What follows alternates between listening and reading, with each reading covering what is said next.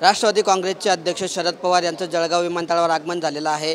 लोकसभा निवडणूक लागल्यानंतर या ठिकाणी पहिल्यांदाच शरद पवार हे आज जळगाव जिल्ह्याच्या दौऱ्यावर आहेत आणि जामनेर येथे कार्यकर्ता मेळावा होणार आहे। तत्पूर्वी जळगाव विमानतळावर आगमन झाल्यानंतर या ठिकाणी त्यांचं रोहिणी खडसे यांच्या वतीने स्वागत करण्यात आलं आहे आणि त्यानंतर आता बंदद्वार रोहिणी खडसे, जिल्हाध्यक्ष रवींद्र भैया पाटील व पदाधिकाऱ्यांसोबत शरद पवार यांची या ठिकाणी चर्चा सुरू आहे। नेमकं कुठल्या बाबतीत चर्चा सुरू आहे ही माहिती बाहेर येऊ शकलेली नाही, मात्र त्यांची या ठिकाणी चर्चा सुरू आहे।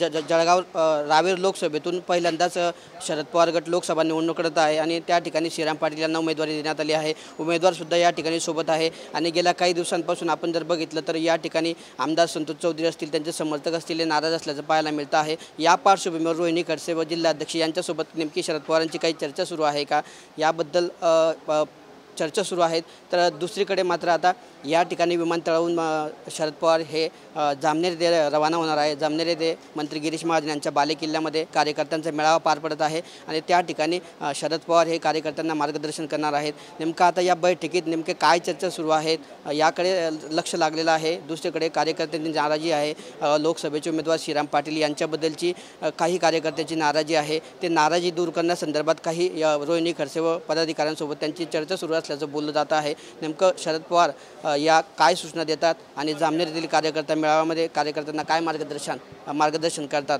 हे पाहणं महत्त्वाचं असणार आहे। कॅमेरा पर्सन अमर रावत सोबत किशोर पाटील, TV9 मराठी, जळगाव।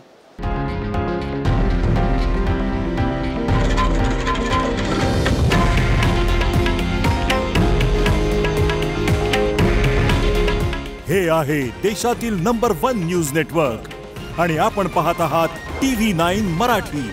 काळजी तुमची, हित महाराष्ट्राचं।